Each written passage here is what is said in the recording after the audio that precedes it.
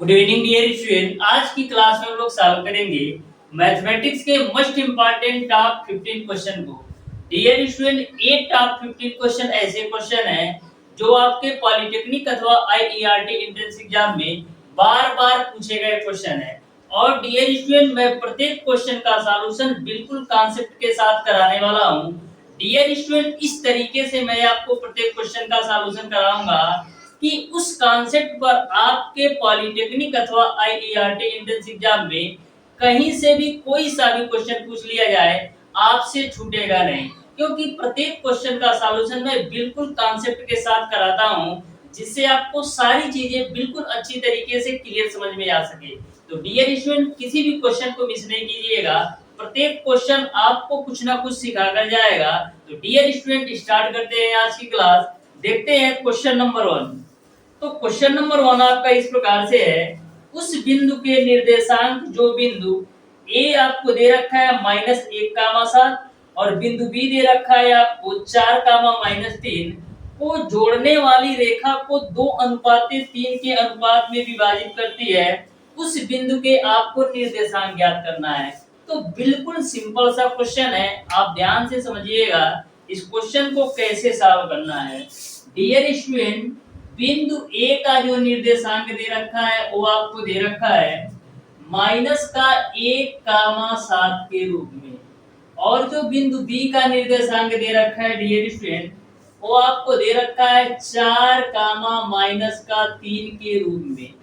और आपको दे रखा है कि रेखा जो है 2:3 के अनुपात में विभाजित करती है, यानी कि 2:3 में विभाजित करती है, यानी कि यम अनुपाते n की वैल्यू आपको दे रखा है 2:3। तो डियर स्टूडेंट, ये जो वैल्यू होती है वो आपका x1 और y1 की वैल्यू होती है, और ये जो वैल्यू होती है आपका x2 और y2 की वैल्यू होती है। यहाँ तक आपको पूरी बात क्लियर समझ में आ गई होगी। आपको निकालना है बिंदु के निर्देशांक। तो एक सिंगल सा फार्मूला होता है बिंदु के निर्देशांक का। x बराबर आपका होता है mx2 प्लस का nx1 divided by m plus का n, और वहीं पर आपका y बराबर होता है my2 प्लस का ny1 डिवाइडेड बाय आपका होता है m प्लस का n। यह फार्मूला कब अप्लाई होता है? जब आपको दो बिंदु दे रखा हो और यह बोल रखा हो कि कितने अनुपात में विभाजित करते हैं, तो बिंदु के निर्देशांक बताइए। तो ऐसे कंडीशन में आपका x बराबर mx2 plus nx1 divided by m plus 1, और y बराबर my2 plus ny1 divided by m plus n होता है। डियर स्टूडेंट, एक बात हमेशा ध्यान में रखिएगा, ये जो आपका फार्मूला है ये अंतर विभाजन का है। ये जो आपका फार्मूला है अंतर विभाजन का है। यदि यहीं पर हम बाह्य विभाजन का फार्मूला लगाते तो जहां जहां फार्मूला में प्लस है वहां वहां आपका माइनस आ जाता। ये जो आपका फार्मूला मैंने अप्लाई किया है ये आपका अंतर विभाजन का है। यदि यही आपका बाह्य विभाजन का फार्मूला लगाते तो जहां जहां पर प्लस है वहां वहां आपका माइनस आ जाता। लेकिन जो आपका रिजल्ट है दोनों ही कंडीशन में सेम आएगा, चाहे वो अंतर विभाजन से सॉल्व करें या बाह्य विभाजन के फार्मूला से आप सॉल्व करें। तो यहाँ से डियर स्टूडेंट x बराबर हो जाएगा, m की वैल्यू आपका 2 है और n की वैल्यू आपका 3 है, तो 2 गुणे x2 की वैल्यू रख दो 4 प्लस का n की वैल्यू आपका है 3 गुणे x1 की वैल्यू आपका है -1 divided by m plus n, यानी कि 2 प्लस 3 करोगे तो यहाँ से आपको मिल जाएगा 5। वहीं पर आप y बराबर निकाल लो, तो m की वैल्यू आपका है 2 गुणे y2 की वैल्यू आपका है -3 प्लस n की वैल्यू आपका है 3 गुणे y1 की जो वैल्यू है वो आपका है 7 बटे m प्लस n, यानी कि 2 प्लस 3 जोड़ दोगे तो 5 हो जाएगा। तो यहाँ से डियर स्टूडेंट आपका x बराबर क्या आएगा? 2 चौक 8, 8 में से 3 घटाओगे तो 5 बटे 5, यानी x की वैल्यू 1 मिल जाएगी, और y की वैल्यू कितनी मिलेगी? तो 7 3 21 में से 6 घटाओगे तो 15 और 15 बटे 5 यानी कि 3 मिल जाएगी। इस तरीके से जो बिंदु का निर्देशांक होगा वो आपका 1, 3 हो जाएगा, यानी कि x और y की जो वैल्यू होगी वो आपका 1, 3 के रूप में आ जाएगा। इस तरीके से क्वेश्चन नंबर 11 का ऑप्शन नंबर बी सही हो जाएगा।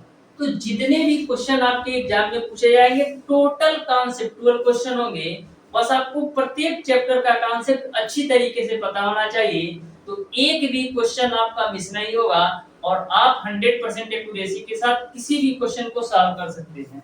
अब देखिएगा डियर स्टूडेंट क्वेश्चन नंबर 2, तो ध्यान से समझिएगा क्वेश्चन नंबर 2। तो क्वेश्चन नंबर 2 आपके सामने है, ध्यान से समझिए और बताइए इस क्वेश्चन को कैसे सॉल्व कर सकते हैं। तो क्वेश्चन नंबर 2 दे रखा है डियर स्टूडेंट, दो वर्गों के क्षेत्रफल का योग 468 मीटर स्क्वायर है, यदि उनके परिमापों का अंतर 24 सेंटीमीटर, तो दो वर्गों की भुजाओं की लंबाई क्या है ये आपको बताना है। तो बिल्कुल आसान सा क्वेश्चन है, आप बिल्कुल ध्यान से अच्छी तरीके से समझिएगा कि क्वेश्चन नंबर 2 को कैसे सॉल्व करना है। बोला है दो वर्गों के क्षेत्रफल का योग आपका 468 मीटर स्क्वायर है, तो वर्ग का क्षेत्रफल क्या होता है? वर्ग का क्षेत्रफल होता है आपका डियर स्टूडेंट भुजा का स्क्वायर यानी ए स्क्वायर होता है वर्ग का क्षेत्रफल। तो पहले वर्ग का क्षेत्रफल मैं मान लेता हूं a1 स्क्वायर है और दूसरे वर्ग का क्षेत्रफल आपका a2 स्क्वायर है। तो दो वर्गों के क्षेत्रफल का योग, तो पहला वर्ग का क्षेत्रफल और दूसरे वर्ग के क्षेत्रफल का योग जो दे रखा है वो आपको दे रखा है 480। यहाँ तक आपको क्लियर है। फिर आगे क्वेश्चन में बोल रखा है उनके परिमापों का अंतर आपको दे रखा है 24। तो वर्ग का परिमाप क्या होता है डियर स्टूडेंट? वर्ग का परिमाप होता है 4a। तो पहले वर्ग के लिए परिमाप आपका हो जाएगा 4a1 और दूसरे वर्ग के लिए जो परिमाप हो जाएगा वो आपका 4a2। तो वर्ग के परिमाप में जो अंतर दे रखा है डियर स्टूडेंट वो आपको दे रखा है 24। तो यहाँ से आप 4 कॉमन ले लो तो मिल जाएगा a1 माइनस का a2 बराबर आपको मिल जाएगा 24। 4 से काट दीजिए तो 4 से 24 यानी a1 माइनस a2 की जो वैल्यू है वो आपको मिल जाएगा 6। यहाँ तक आपको सारी बातें क्लियर समझ में आ गई होंगी। अब देखिएगा डियर स्टूडेंट आपको a1 और a2 की वैल्यू चाहिए, तो करते क्या है हम a1 माइनस a2 का स्क्वायर को खोल देते हैं। तो a1 माइनस a2 का होल स्क्वायर बराबर क्या होगा? a1 का स्क्वायर प्लस का a2 का स्क्वायर माइनस का 2a1 इंटू का a2 हो जाएगा। यहाँ पर a1 माइनस a2 की वैल्यू आपने देखा है 6, तो 6 का स्क्वायर हो जाएगा बराबर a1 का स्क्वायर प्लस a2 का स्क्वायर की वैल्यू आपका है 468 माइनस का 2 और a1 a2 की वैल्यू आपको नहीं पता है तो ऐसे रखिए। अब देखिएगा 6 का स्क्वायर करोगे 36 बराबर 468 माइनस का आपका हो जाएगा 2a1 a2।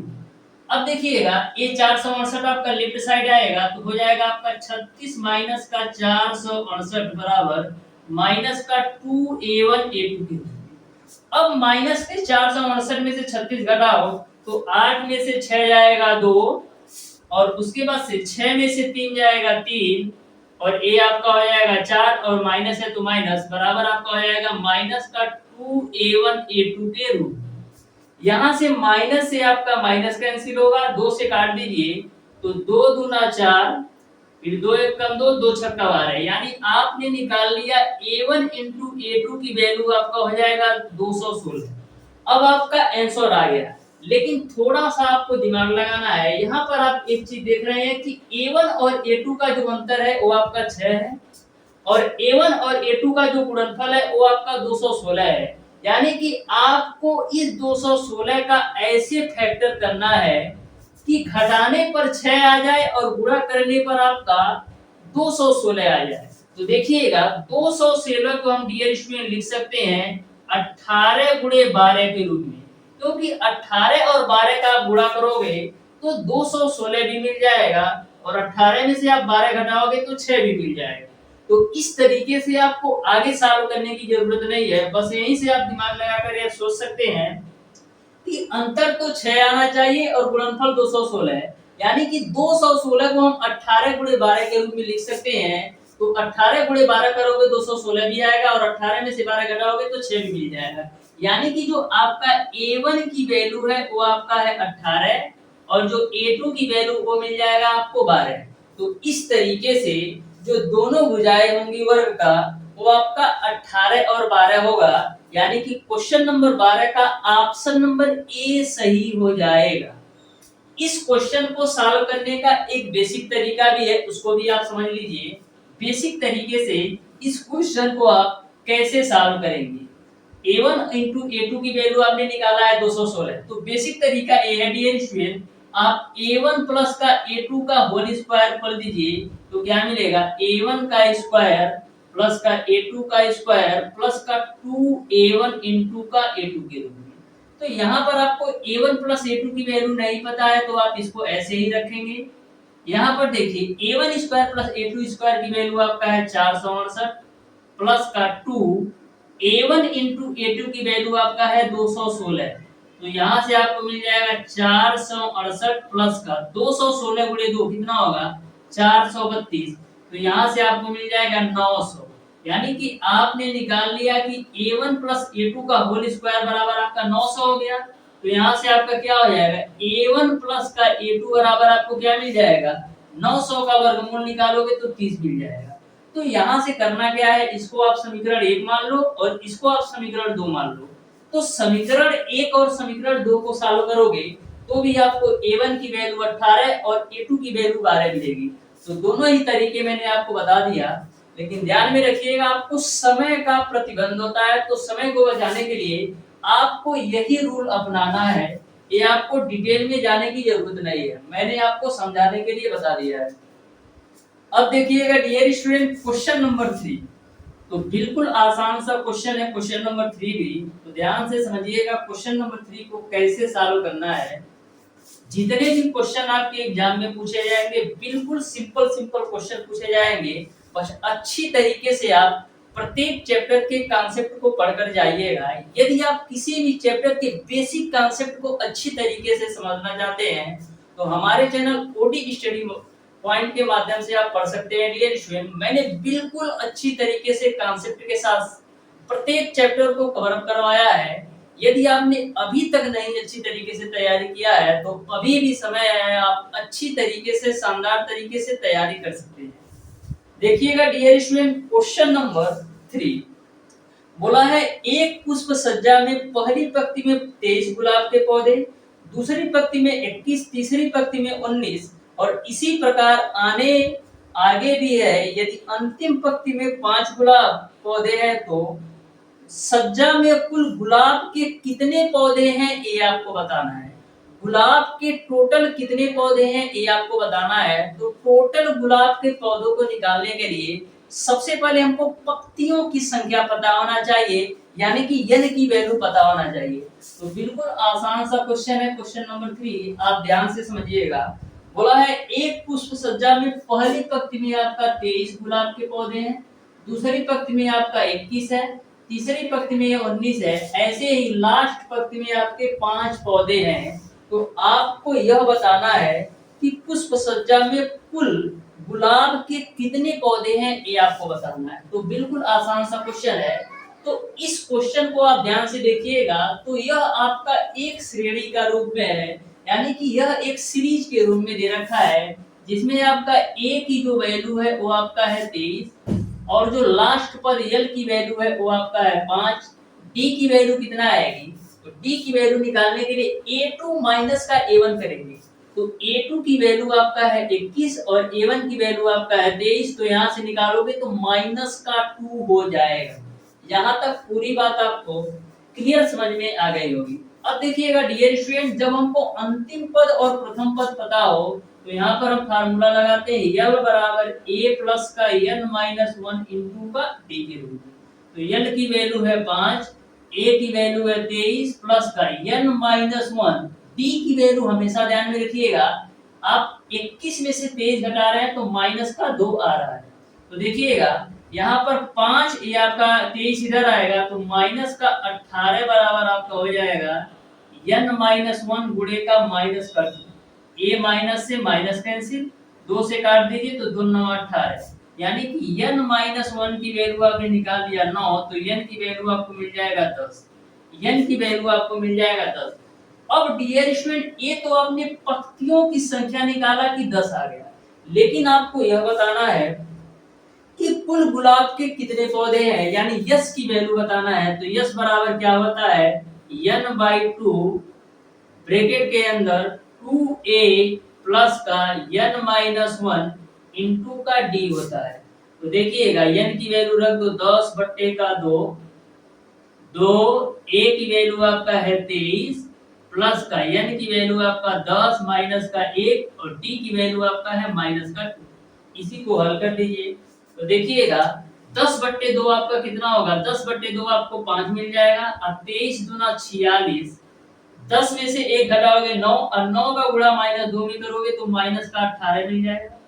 यहाँ से डियर स्टूडेंट देखिएगा ये आपका 5 है तो 5 रखना है, 46 में से 18 घटाओ कितना मिलेगा, तो 16 में से 8 जाएगा 8 और 3 में से 1 जाएगा 2, तो 28 गुणे 5 करोगे तो 140, यानी कि पुष्प सज्जा में कुल जो पौधों की संख्या है वो आपका 140 हो जाएगा। इस तरीके से क्वेश्चन नंबर 3 का ऑप्शन नंबर ए सही हो जाएगा। जो जितने भी क्वेश्चन आपके एग्जाम में बनते हैं टोटल कॉन्सेप्ट के साथ क्वेश्चन पूछे जाते हैं, बस आपको बेसिक कॉन्सेप्ट प्रत्येक चैप्टर का अच्छी तरीके से पता होना चाहिए। अब देखिएगा डियर स्टूडेंट क्वेश्चन नंबर 4, तो ध्यान से समझिएगा क्वेश्चन नंबर 4 को कैसे सॉल्व करना है। मैं प्रत्येक चैप्टर को बिल्कुल शानदार तरीके से कॉन्सेप्ट के साथ कराता हूं डियर स्टूडेंट। यदि आप हमारी 3 से 4 क्लास लेकर देखिए, केवल आपको 3 से 4 क्लास लेने के माध्यम से आपको अच्छी तरीके से समझ में आ जाएगा कि यदि मैं अच्छी तरीके से इस चैनल के माध्यम से पढ़ लेता हूं तो हमारे एग्जाम में कहीं से भी एग्जामिनर क्वेश्चन पूछ ले 100% एक्यूरेसी के साथ मैं मैक्सिमम क्वेश्चन को सॉल्व करके आ सकता हूं। तो डियर स्टूडेंट कम से कम यदि नए हो तो 3 से 4 क्लास जरूर लीजिएगा, जिससे आपको सारी बातें अच्छी तरीके से क्लियर समझ में आ सके। यदि हमको कॉन्सेप्ट क्लियर है तो किसी भी चैप्टर के क्वेश्चन को सॉल्व करने में कोई भी प्रॉब्लम नहीं होने वाला है। तो क्वेश्चन नंबर 4 को आप ध्यान से समझिएगा। बोला है यदि एक व्यास के छोर माइनस का 1,5 और 5,-1 है तो उस वृत्त के केंद्र का निर्देशांक क्या है, ये आपको बताना है।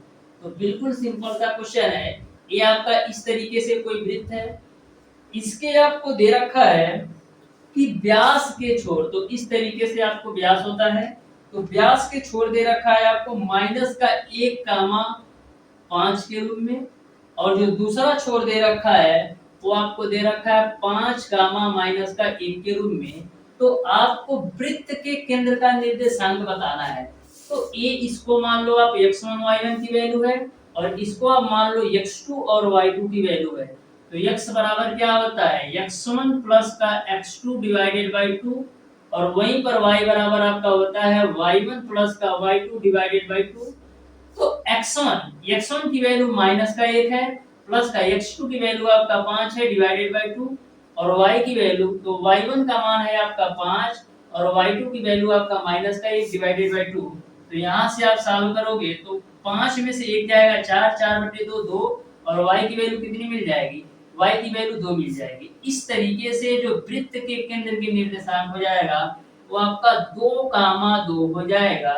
यानी कि क्वेश्चन नंबर 4 का आपका ऑप्शन नंबर ए सही हो जाएगा। 2,2 उस वृत्त के केंद्र का निर्देशांक होगा।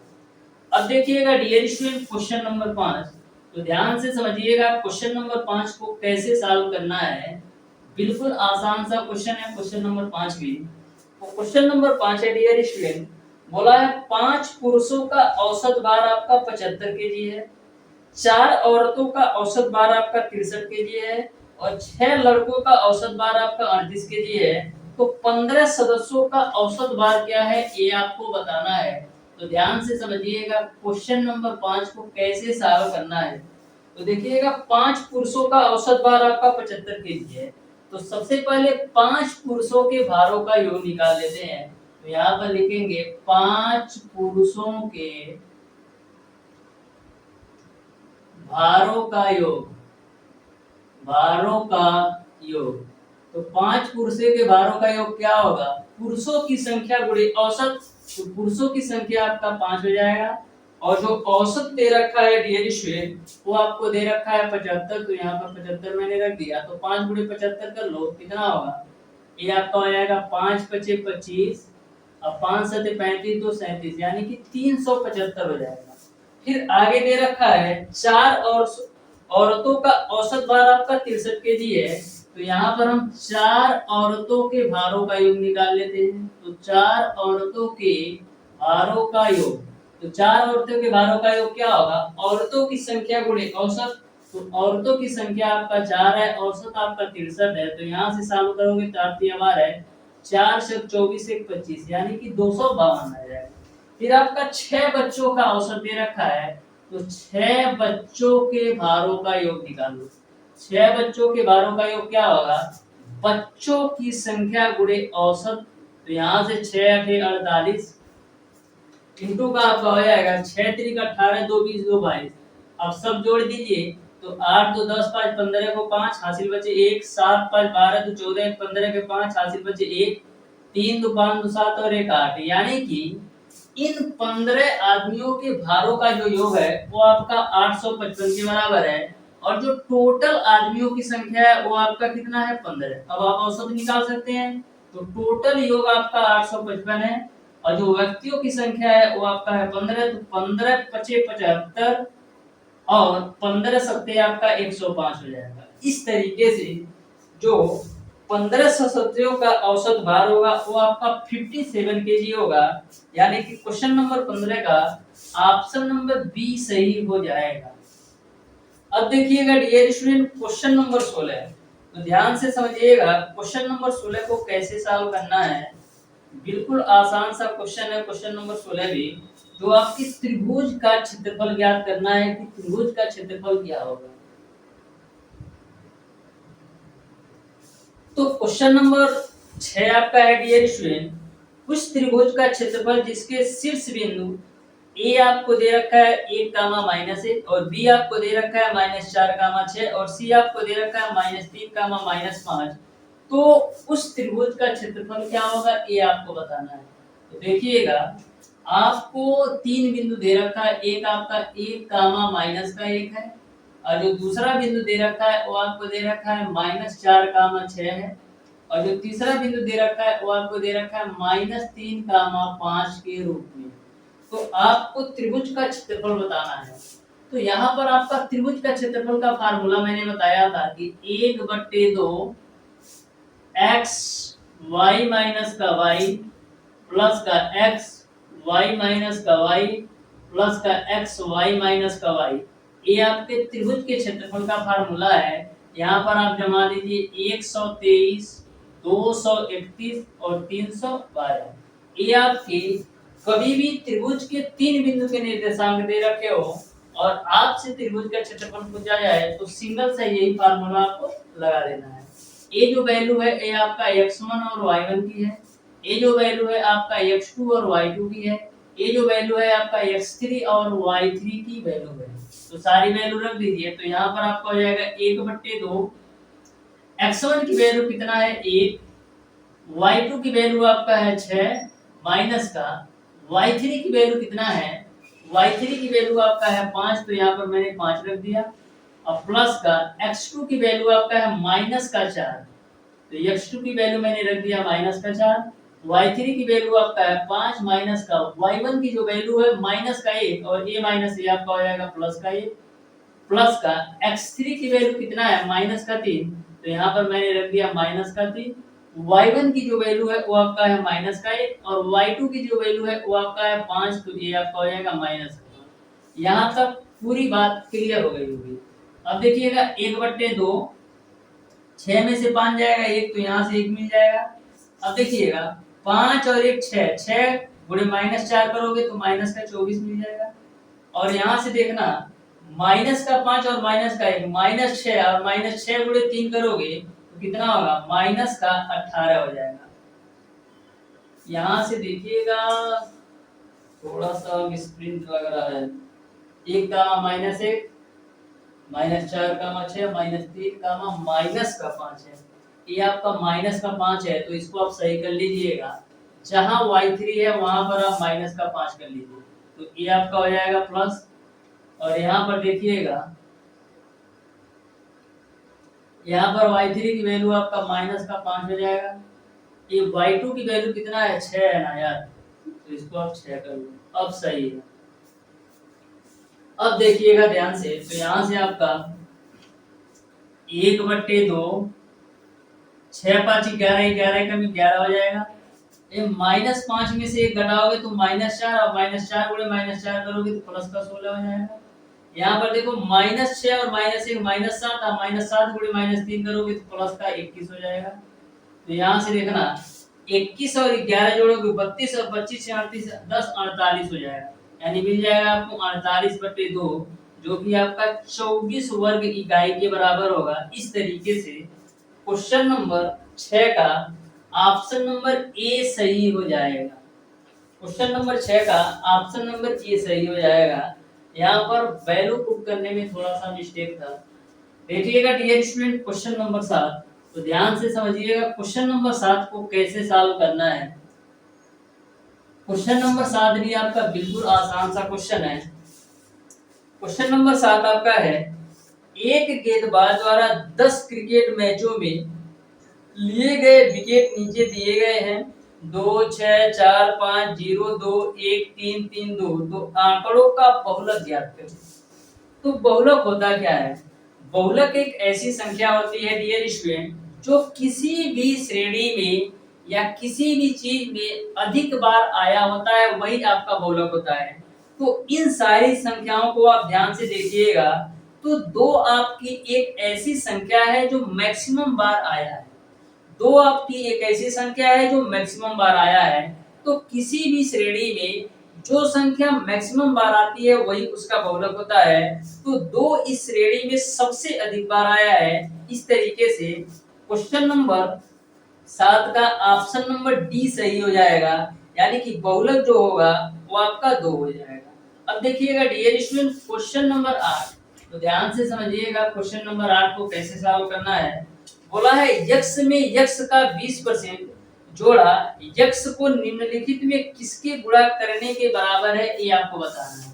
यक्ष में यक्ष का 20% जोड़ना है, तो यक्ष में यक्ष का हम 20% जोड़ देते हैं। ठीक है, ये मैंने जोड़ दिया। एक्स में एक्स का 20% जोड़ दिया, तो यहाँ से आपका x प्लस का 20 बचे आपका हो जाएगा 100। तो यहाँ से आपको मिल जाएगा x बट्टे का 5। तो हल कर लीजिए, कितना मिलेगा 5x और x, तो हो जाएगा 6x बट्टे का 5। इसको आप काट लीजिए, तो 5 एकम 5 और 5 दूना 10, यानी कि 1.2x के बराबर आ जाएगा। तो x का कितना मल्टीपल है? x का जो मल्टीपल है वो आपका 1.2 के बराबर है। तो बोला है निम्नलिखित में से किसके गुणा करने के बराबर है, यानी कि x में 1.2 के गुणा करने के बराबर है। x में x का x में x का 20% जोड़ने पर। इस तरीके से क्वेश्चन नंबर 18 का ऑप्शन नंबर सी सही हो जाएगा, यानी x में x का 20% जोड़ने पर 1.2 के गुणा करने के बराबर है। क्वेश्चन नंबर 9 को आप ध्यान से समझिएगा, बिल्कुल सिंपल सा क्वेश्चन है क्वेश्चन नंबर 9 भी। तो ध्यान से समझिएगा क्वेश्चन नंबर 9 को कैसे सॉल्व करना है। तो क्वेश्चन नंबर 9 आपका है डियर स्टूडेंट, बोला है कि वह द्विघाती बहुपदी जिसके शून्यों का योग आपका 1/4 और गुणनफल आपको -1 दे रखा है। तो कभी भी आपको मूलों का योगफल बोले या शून्यकों का योगफल बोले, वो दोनों बातें बराबर होती हैं। तो यहाँ पर आपको शून्यकों का योग और शून्यकों का गुणनफल दे रखा है। तो आपको एक सिंगल सा फार्मूला पता है कि कभी भी हमको मूलों का गुणनफल या शून्यकों का गुणनफल या मूलों का योगफल या शून्यकों का गुणनफल पता हो, तो वहां पर फार्मूला होता है x² माइनस मूलों का योगफल इनटू का x प्लस का मूलों का गुणनफल बराबर 0 होता है। कभी भी आपको मूलों का योगफल और मूलों का गुणनफल पता हो और आपसे समीकरण पूछा जाए, तो सिंगल सा फार्मूला लगाना है x² माइनस मूलों का योगफल इनटू x प्लस का मूलों का गुणनफल। ध्यान में रखिएगा, जो शून्यकों का योगफल है उसको ही हम मूलों का योगफल कहते हैं, और जो शून्यकों का गुणनफल है उसको ही हम मूलों का गुणनफल कहते हैं। तो यहाँ से आपका हो जाएगा x² माइनस मूलों का जो योगफल दे रखा है वो आपको दे रखा है 1/4 इनटू का x हो जाएगा प्लस का मूलों का जो गुणनफल दे रखा है -1। तो यहाँ पर आपका हो जाएगा -1 बराबर 0। तो यहाँ से आपका हो जाएगा x² माइनस का 1/4x अब -1 बराबर 0। इसको आप हल कर लीजिए, तो हल करेंगे तो आपको मिल जाएगा 4x² माइनस का x माइनस का 4 बराबर 0। इस तरीके से जो आपका समीकरण आएगा वो आपका 4x² माइनस x माइनस का 4 के रूप में, इस तरीके से क्वेश्चन नंबर 9 का ऑप्शन नंबर ए सही हो जाएगा। अब देखिएगा डियर स्टूडेंट क्वेश्चन नंबर 10, तो ध्यान से समझिएगा क्वेश्चन नंबर 10 को कैसे सॉल्व करना है। बिल्कुल आसान सा यही क्वेश्चन है, बस आपको क्वेश्चंस के लैंग्वेज और क्वेश्चन को सॉल्व करने का तरीका आना चाहिए। तो क्वेश्चन को सॉल्व करने का तरीका और क्वेश्चन को लैंग्वेज को आप अच्छी तरीके से तभी समझ सकते हैं जब आप उस चैप्टर के बेसिक कॉन्सेप्ट को अच्छी तरीके से समझे रहेंगे। तो देखिएगा क्वेश्चन नंबर 10 को बोला है एक राशि 5 वर्षों में 13% प्रतिवर्ष के साधारण ब्याज से रुपया 66,000 हो जाती है, तो वह राशि क्या है ये आपको बताना है। तो बिल्कुल आसान सा क्वेश्चन है, आप ध्यान से समझिएगा कैसे सॉल्व करना है। बोला है एक राशि 5 वर्षों में 13% प्रतिवर्ष के साधारण ब्याज से रुपया 66,000 हो जाती है, यानी कि जो मिश्र धन की वैल्यू है वो आपको दे रखा है 66,000। तो मिश्र धन जो ए की वैल्यू दे रखा है वो आपको दे रखा है 66,000।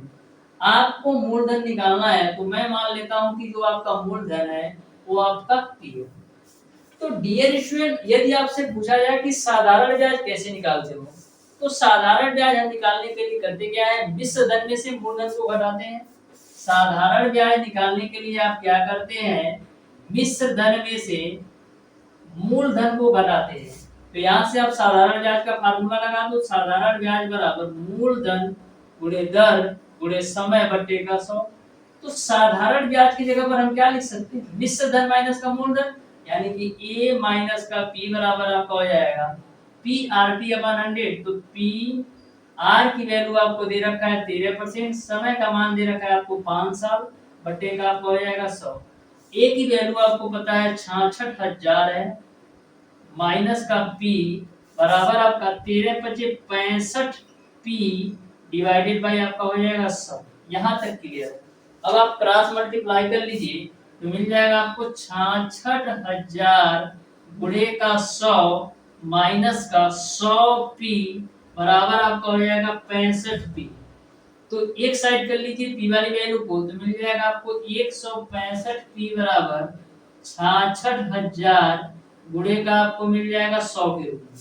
यहाँ से आप आगे सॉल्व कीजिएगा तो देखिएगा p की जो वैल्यू आएगी वो क्या मिलेगी, वो आपको मिल जाएगी 66,000 गुणे का 100 बट्टे का 165 के रूप में।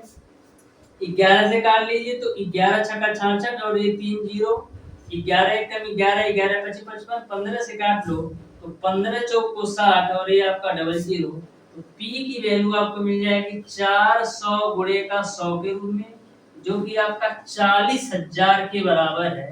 इस तरीके से जो मूलधन का मान होगा वो आपका 40,000 होगा, यानी कि क्वेश्चन नंबर 10 का ऑप्शन नंबर क्वेश्चन नंबर 10 का डियर स्टूडेंट आपका ऑप्शन नंबर सी सही हो जाएगा। जो p की वैल्यू आएगी वो आपका 40,000। अब देखिएगा डियर स्टूडेंट क्वेश्चन नंबर 11, तो ध्यान से समझिएगा, बिल्कुल आसान आसान क्वेश्चन पूछे जाते हैं, बस आपको कॉन्सेप्ट को अच्छी तरीके से ध्यान में रखना है कि कौन से क्वेश्चन पर कौन सा कॉन्सेप्ट लगाना है। तो देखिएगा डियर स्टूडेंट क्वेश्चन नंबर 11 बोला है एक समद्विबाहु त्रिभुज का क्षेत्रफल जिसका आधार आपका 8 सेंटीमीटर है और समान भुजाओं में से एक भुजा आपको दे रखा है 5 सेंटीमीटर, तो आपको त्रिभुज का समद्विबाहु त्रिभुज का क्षेत्रफल क्या होगा ये आपको बताना है। तो समद्विबाहु त्रिभुज क्या होता है, समद्विबाहु त्रिभुज एक ऐसा त्रिभुज होता है जिसकी दो भुजाएं आपस में बराबर होती है। तो ये दो भुजाएं मैंने आपस में बराबर कर दिया। बोला है आधार आपका 8 सेंटीमीटर है, तो आधार मैंने लिख दिया 8 सेंटीमीटर, और जो समान भुजाएं हैं उसमें से एक भुजा आपका 5 सेंटीमीटर है, यानी कि यदि यह आपका 5 सेंटीमीटर होगा तो यह भी आपका 5 सेंटीमीटर होगा, क्योंकि समद्विबाहु त्रिभुज है, यानी कि दो भुजाएं आपस में बराबर हैं।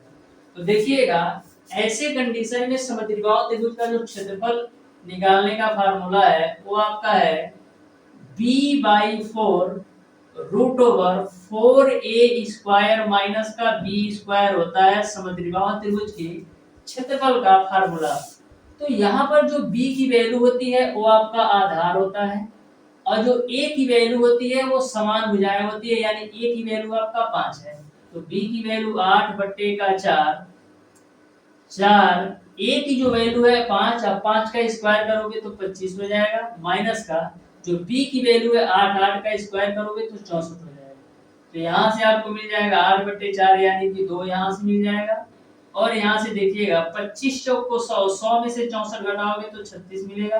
तो यहाँ से आपको मिल जाएगा 2 × 6 यानी कि 12 मिल जाएगा। इस तरीके से समद्विबाहु त्रिभुज का जो क्षेत्रफल होगा वो आपका 12 सेंटीमीटर स्क्वायर होगा, यानी कि क्वेश्चन नंबर 11 का आपका ऑप्शन नंबर ए सही हो जाएगा। तो बिल्कुल सिंपल सा कॉन्सेप्ट है, बस आपको सिंगल से फार्मूले से इस क्वेश्चन को सॉल्व कर सकते हैं।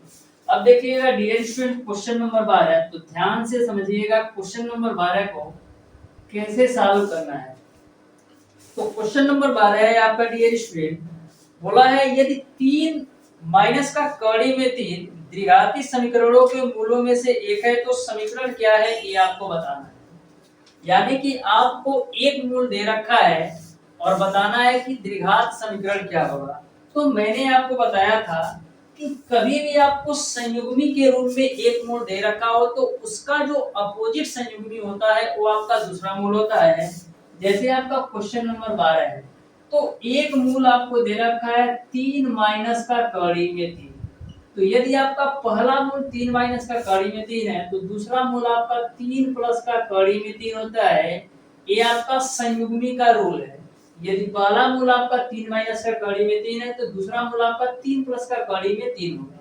तो इसको मैं मान लेता हूं कि पहला मूल है, जिसको मैं मान लेता हूं अल्फा की वैल्यू है, और दूसरा मूल आपका 3 प्लस का कड़ी में 3 है, इसको मैं मान लेता हूं बीटा। तो इस तरीके से पहला मूल अल्फा और बीटा की वैल्यू आपको पता चलेगी। अब आप मूल समीकरण ज्ञात कर सकते हैं। तो कभी भी आपको दोनों मूल पता हो तो समीकरण ज्ञात करने का जो फार्मूला है x² माइनस का मूलों का योगफल इनटू का x प्लस का मूलों का गुणनफल बराबर 0 होता है। तो यहाँ से आपका x² माइनस मूलों का योगफल कर लो तो अल्फा की वैल्यू आपका 3 माइनस का कड़ी में 3 है, प्लस का बीटा की वैल्यू आपका 3 प्लस का कड़ी में 3 है, और प्लस का अल्फा इंटू बीटा। तो अल्फा इंटू बीटा को गुणा कर लो तो देखो a माइनस का b और a प्लस b के रूप में। तो a माइनस b और a प्लस b किसके बराबर होता है? a² माइनस के b² के, यानी 9 माइनस का 3 करोगे तो यहाँ से आपको फाइनली मिल जाएगा 6।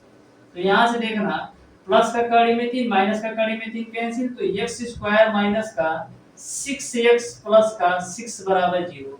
तो इस तरीके से जो आपका समीकरण होगा x² माइनस का 6x प्लस का 6 हो जाएगा। यानी कि क्वेश्चन नंबर 12 का ऑप्शन नंबर ए सही हो जाएगा। क्वेश्चन नंबर 12 का आपका ऑप्शन नंबर ए सही हो जाएगा। आप देख सकते हैं डियर स्टूडेंट, जो आपका द्विघात समीकरण है, द्विघात समीकरण से 2 क्वेश्चन अभी अभी पूछा जा चुका है। तो इस तरीके से 2 से 3 क्वेश्चन आपका 100% बनना है द्विघात समीकरण से। उसी प्रकार से त्रिभुज से आपका 4 से 5 क्वेश्चन पूछे जाते हैं। देखिएगा क्वेश्चन नंबर 13 को तो ध्यान से समझिएगा। त्रिकोणमिति का क्वेश्चन है, बिल्कुल आसान सा क्वेश्चन है। बोला है कि sin 48 degree, sin 48 degree into का cos 42 डिग्री प्लस का cos 48 डिग्री इनटू का sin 42 डिग्री की वैल्यू क्या है ये आपको बताना है। तो ध्यान से इस क्वेश्चन को आप देखिएगा। तो यह जो आपका क्वेश्चन है एक फार्मूला का रूप है। आपने एक फार्मूला पढ़ रखा है कि sin a cos b plus का cos a इनटू का sin b बराबर आपका क्या होता है? sin a cos b plus का cos a into sin b जो होता है वो आपका sin a प्लस b के बराबर होता है। तो sin a cos b plus का cos a sin b, तो इसको हम क्या लिख सकते हैं? इसको हम sin a प्लस b के रूप में लिख सकते हैं। जो a की वैल्यू है 48 और जो b की वैल्यू है वो आपका 42। तो यहाँ से आपको मिल जाएगा sin 90 डिग्री, और sin 90 डिग्री का मान आपका 1 होता है। इस तरीके से क्वेश्चन नंबर 13 का आपका ऑप्शन नंबर ए सही हो जाएगा। ऑप्शन नंबर ए सही हो जाएगा। अब देखिएगा डियर स्टूडेंट क्वेश्चन नंबर 14। तो क्वेश्चन नंबर 14 को मैं आपको बताने वाला हूँ। जो आपका क्वेश्चन नंबर 15 है उसको आप लोग सॉल्व कीजिएगा, क्योंकि क्वेश्चन नंबर 15 भी आपका त्रिकोणमिति से ही है। तो ध्यान से समझिएगा क्वेश्चन नंबर 14 को कैसे सॉल्व करना है, जो कि प्रायिकता से है। बोला है 20 बल्बों की एक खेप में 4 दोषपूर्ण हैं। इस खेप से यादृच्छिक रूप से एक बल्ब निकाला जाता है, तो उस बल्ब के दोषपूर्ण होने की प्रायिकता क्या है, ये आपको बताना है।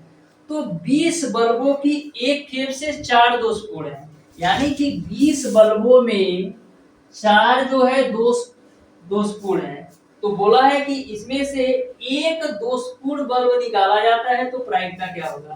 तो 20 बल्बों में 4 दोषपूर्ण है, तो यहाँ से एक बल्ब केवल निकाली जा रही है, तो प्रायिकता देख लेते हैं। तो 4 × 20, यानी कि जो प्रायिकता होगी एक दोषपूर्ण बल्ब निकालने का, वो आपका 1/5 होगा। इस तरीके से क्वेश्चन नंबर 14 का ऑप्शन नंबर ए सही हो जाएगा। तो क्वेश्चन नंबर 15 को आप ध्यान से देख लीजिएगा डियर स्टूडेंट, जो कि आपका त्रिकोणमिति से है और बिल्कुल आपका मैक्सिमम 2 से 3 सेकंड के अंदर सॉल्व होने वाला क्वेश्चन है। बस आपको उसका कॉन्सेप्ट पता होना चाहिए। तो क्वेश्चन नंबर 15 को आप लोग सॉल्व कीजिएगा और बताइएगा इस क्वेश्चन का कौन सा ऑप्शन सही होगा।